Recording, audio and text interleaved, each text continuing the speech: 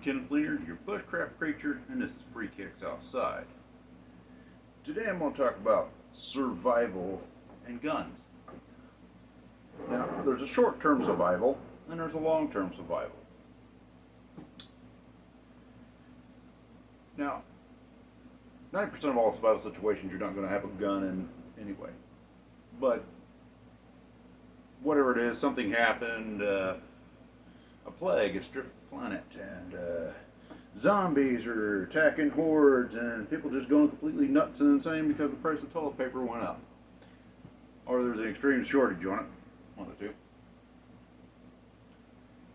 Anyway, a short-term survival situation would be something where you're having stay on wood for a little while, a few months maybe, up to that, and normal shotguns and stuff, rifles, shotguns, any metallic cartridge unit is fine. This is all short-term. A pistol is great because it's for up close, 15 feet, give or take. Unless you're really quick and get it in a lot shorter range, but 9 times out of 10, your engagement is going to be 15 feet, 10 to 15 feet, something like that. I don't know, I don't do statistics on that crap. Anyway, the problem is, no matter how much junk you got, no matter how much stuff you buy, there's always going to be one major problem with a gun. You're going to run out of these, no matter what. And if you don't run out of these, and well, you save them, I'm going to reload them. Okay, that's fine. But it still becomes another problem. Eventually, you're going to run out of either shot. Fun to do that, but I'll pick them up in a minute. Might be easy. All right. But yeah, you're going to run out of shot. I'll just set that aside. Or you're going to run out of wads, which the wads you can get by without. You can put almost anything in there. I use leather pieces like I showed in my Redneck Reload video, and I like to use the metallic rounds. But I'm going to try some of these eventually with the just plastic ones, and we'll go from there. But we're not talking about reloading the rounds themselves. We're talking about a longer term survival than just a straight short term. Because eventually you're going to run out of these dang 209 primers. These little guys, which is what's in the back of every shotgun shell made. You even got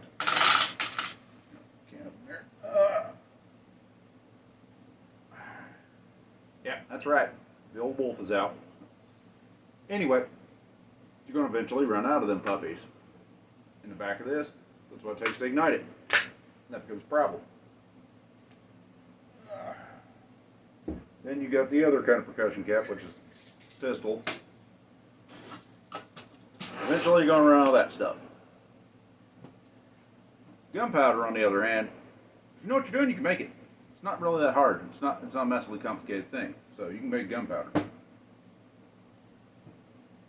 So what's the major problem here is that no matter what you do, you're going to either run out of shot, you're going to run out of round implements, the stuff to even reload them with. That's going to be a little bit of a problem.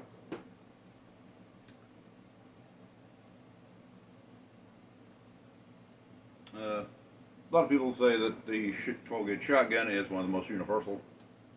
Modernly, it is. It is one of the most universal guns on the face of the planet.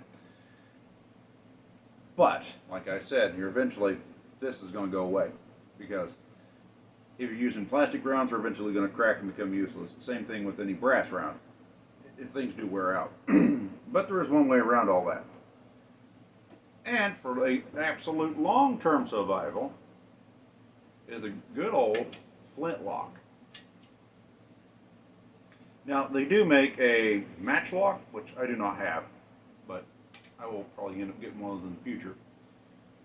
And anyone that doesn't know exactly how a flintlock works, well, it's pretty simple. Same principle as a flint and steel. As long as you can make gunpowder,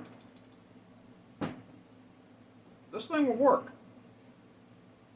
Now, you might have to find other alternatives to put down the barrel as your projectile, but in the end, this thing will work.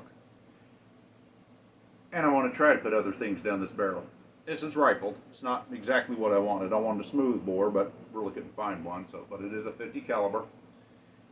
And I'm going to just try other things out with it, especially as it gets worn out. Or maybe I get lucky and find one that's already worn out and I can buy it fairly cheap. But either way, this is a nice gun. In the end, as long as you've got a rock that makes a spark, you have a working gun. With the matchlock, it's a lot easier to do because as long as you've got a piece of rope, of course you can make cordage yourself, light the cordage, it burns slow. As long as you can keep that cordage lit, you can pretty well use that. Other than that, yeah. That's why I think the flintlock is the most universal gun on the face of the planet, period. Because you gotta think about it. This served for over 300 years in one form or another. So 300 years, that's a pretty good run to be in at least military service. Everything else has kind of come and went. But this sucker's hung around for quite a while. And people still use these today. And if you got the money to throw out on something for an extreme long-term survival, this is the way to go. Get you a flintlock. If you really want to get creative, get a matchlock too. Which eventually I hope to be able to get one of those. But that's not all we're going to talk about today. So I'm going to make another video. I don't know. Hell, I'll just do it right now. Why not? I ended up getting some of these converters. Or adapters, or whatever if you want to call them. And it turns my 12 gauge into 20 gauge. Turns it into a 44 Magnum. Turns it into a 9mm. And above all else, turns my little 12 gauge into a 22. We're going to be trying these out soon. Now, all these, the 22, the 44, and the 9mm, let me move some of this stuff out the side here. All these are rifled. This one, on the other hand, is not. Because it's a standard shotgun rifle. I do have some of these. But this will not work in Bubba. I tried to put him in it, he will not fit. Because that gun is only chambered in 2 5/8. So remember that. So this sucker is just a shade long. But it will run in my Richards. Belgium. No, I don't have an actual Richards, but I got a Richards Belgium, so that's pretty good.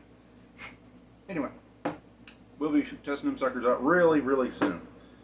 Especially with hunting season coming up. And of course, when we're talking about survival, you got to talk about versatility, everything being versatile, and being able to change calibers in one gun to cover everything is always a bonus.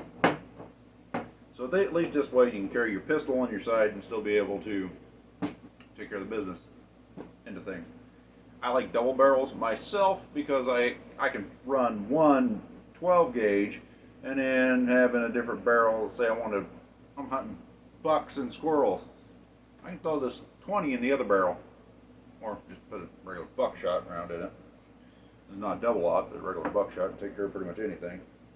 Or let's say somebody gave me a whole bunch of 20 gauge shotgun rounds. I don't have one, so I can easily do that. That's great. Or find a deal on 20 gauge. Who knows? But let's say we're out hunting a deer. You don't want to throw another double aught buck down the barrel. You can always slap a 44 mag at close and personal if you need to. And also a nice defensive round. This one's great for squirrels and long distance. And the 9mm, pretty much the same as the 44 mag, pretty much up close and personal. How accurate are these? I do not know. I had to find out. How good are they? I do not know. We will have to find out. But I will be doing a full review on that. Also, I have been thinking about doing a new YouTube channel where I just review things. I take the stuff and I redneck review it. I ain't talking about that there cushy little car and driver off-road course where there's a few little bumpy roads. Woo, it's a good trip. No, I'm talking about bona fide rednecking it. Or we're going to drop it off into a holler somewhere and see if we can't break that sucker. That's what the heck I'm talking about. So when I test something, if it still survives, it's pretty damn good. So, but that's where we are at right now. Is that we are going to be doing that testing, and I just want to make sure that you people know all about longer term survival situations instead of the short term. And that's really the difference between short term and long term is these great. But if you want to get up close and personal with something for a longer distance, and not long distance, but for the long term, go with the flintlock. It does take time to learn how to shoot this thing. And I will give you a little tip, a little piece of advice. If you can keep your eye open when this pan flashes, it will increase your accuracy overall. So pretty much any gun you pick up, you're going to be pretty damn proficient with it. Unless there's something just really wrong with it. But yeah, that will be that. And this is just the bag I use for the flintlock because I got my little bitty primer in it. It's a baby. Anyway. But yeah, there we are with that. Anyway, I'm Ken Fleener, your bushcraft preacher. It's been free kicks outside. It's always stick 30 and it's always time to get outside. So now that's hunting season.